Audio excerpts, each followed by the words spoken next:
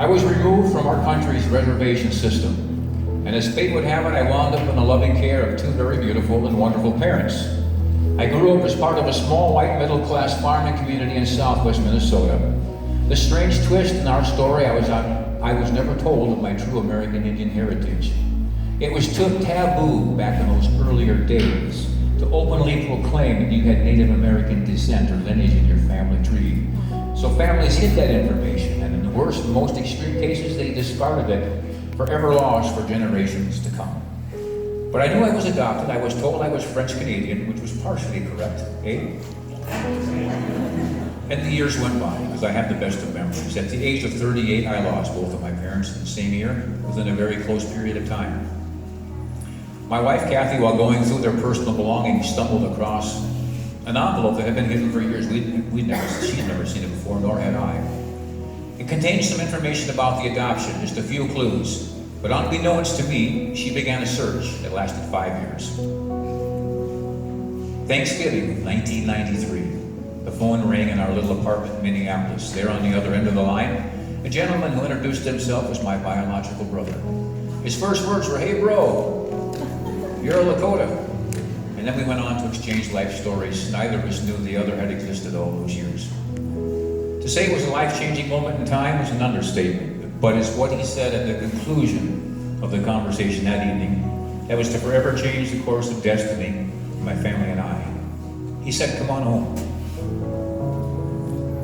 We thought about that for about the next day, and it didn't take us too long. But on a leap of faith and based on my wife's intuition, we began to pack up our things. We left our comfort zone behind in Minneapolis and headed west to the smallest of the Sioux reservations here in central South Dakota, not knowing what would be on the other end. We were given a king's welcome, and that weekend something wonderful did happen indeed. Not only did we become part of a new family, a new community and a culture, but the real gift came in this fashion. We had become now a product of a new world. And ironically, I had become a product of two worlds that had been at odds with each other over and throughout America's growing pains, and in fact had yet to heal the wounds of the past. But we had been given the ability to stand firmly in between those two worlds. We were given the ability to have love and pride for both. And in that simple reunion, we found our mission, and that was to be reconciliation. The process of healing those wounds when you can forgive from both sides.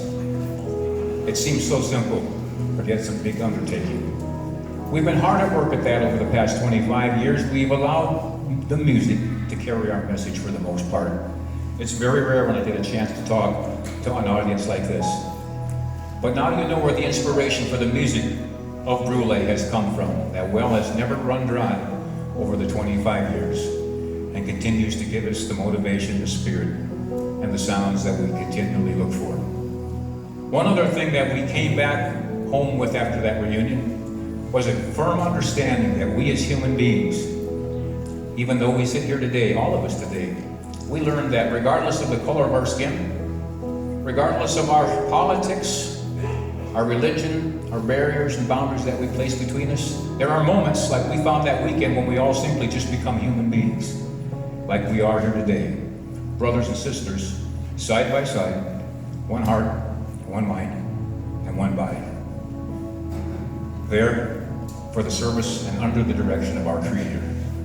That was the lesson that we learned, and that is the inspiration behind the music of Brule. Thank you for allowing me to extrapolate and to share that short story.